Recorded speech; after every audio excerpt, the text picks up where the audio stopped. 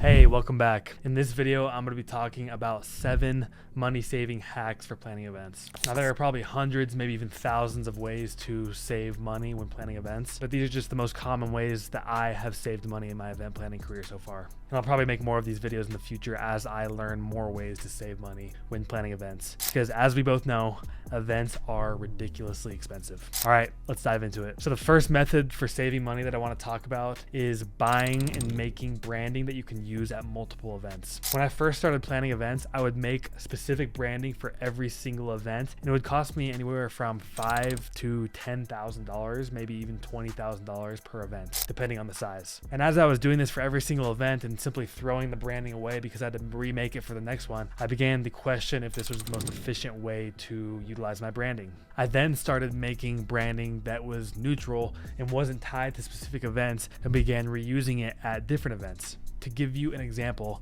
at our company, we throw events for our clients who have joined a program called the Black Card program. And we throw about 3 events every single year, and I would make different branding for every single event. However, I have now started to make branding that is just general Black Card branding that still looks really good, but I can use it at all 3 events, and I can use it for many years to come. And it has saved me thousands of dollars. And yes, there are still some events that I'm gonna make specific branding for because it just works better, and I believe that it enhances the experience. But if there's an event where I don't think specific branding will enhance the experience, then I'd like to have some neutral branding that I can reuse so that I can save some money. So if you're making posters, if you're making banners, if you're making any digital branding, if you're making floor graphics, one way you can save money is to consider making neutral branding that you can reuse at different events. The second method that I want to talk about is making strategic partnerships. And I'll explain this one through a story. A few years ago, I was trying to decide if I wanted to use a local, lesser known audiovisual company or use a much bigger main brand audiovisual company that was all the way across the country that had a really impressive track record. And a lot of the partners in my network were telling me to go with the bigger, more established company, but I had a gut feeling that I wanted to work with the local, smaller, less established company because I really enjoyed their people. I really believed in the mission of their company, and I thought it would be super convenient to have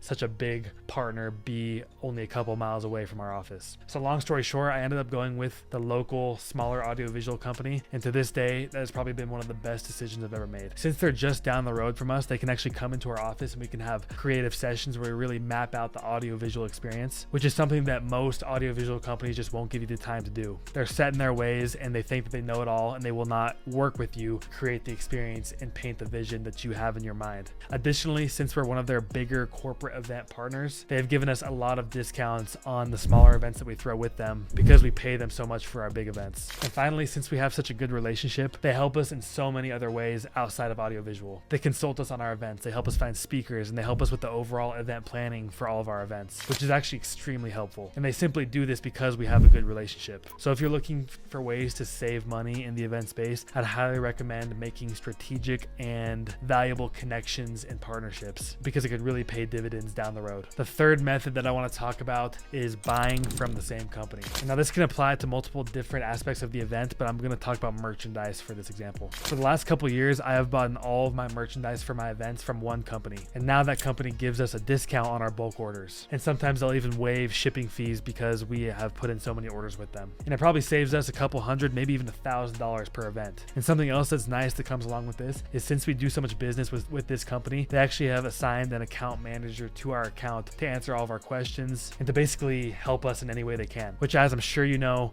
is very valuable when dealing with merchandise companies because sometimes their customer support can be pretty trash. If you find a company that you like, I would definitely advise you to continue to buy with them and build a relationship with them because they'll most likely give you discounts and incentives to keep your business, and it's a win-win for both parties. The fourth way to save money when planning events is to buy your own equipment. For the first 2 years of my events career, I would always pay somebody to come out and handle registration for me. They'd fly out, they'd bring a couple staff, they'd bring a couple printers, they'd bring badges, they'd bring lanyards, and it would cost me anywhere from $5,000 to $20,000 depending on the size of the event. However, just this last year, we decided to buy our own badge printer, and now for our smaller events, we run the entire registration by ourselves. And it has shrank that cost of registration from $5,000 all the way down to a couple $100 just by simply buying one badge printer. And yes, that one badge printer can't really handle our bigger events, so I still fly people out to make sure that the registration process goes good. But for the 4 to 8 smaller events we throw every single year, it saves us a couple $1,000s, which definitely adds heads up. And this has kind of opened my mind with the idea of acquiring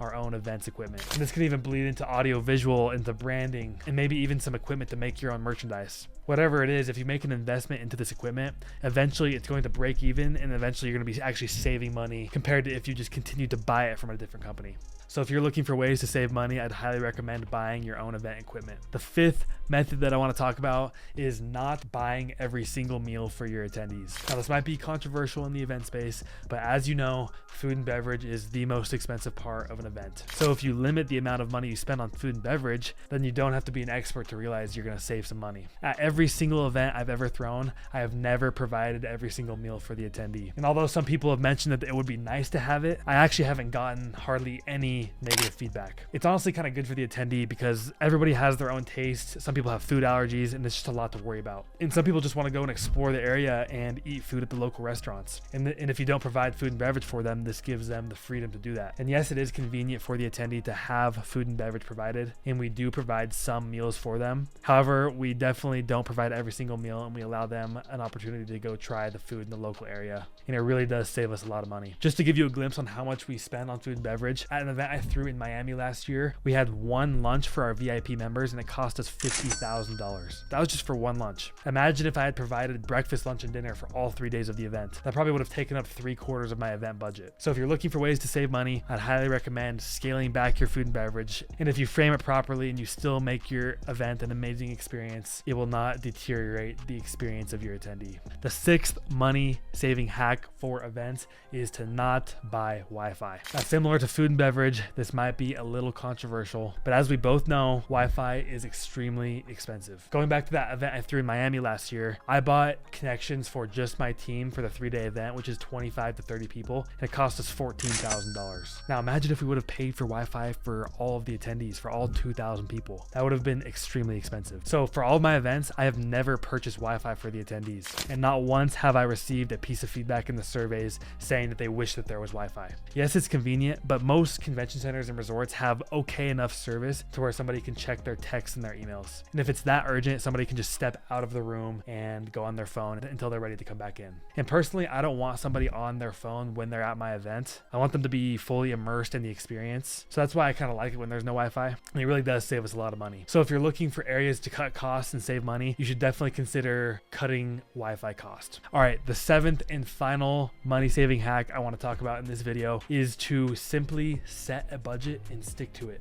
I know this might be kind of annoying and it's kind of obvious, but it is a stereotype in the event planning space to far surpass your event budget. And I've done this in the past as well. At the first event I ever planned, I set a $250,000 budget and ended up spending $750,000. So yeah, it's kind of obvious that for my future event, I was looking for ways to cut costs and scale that back. However, the issue is it was a very unrealistic budget, and I also didn't stick to that budget very well. But if you have a set amount of money that you know you can't exceed, then make that the budget, allocate it to the different parts of the event, and don't exceed budget on any line item.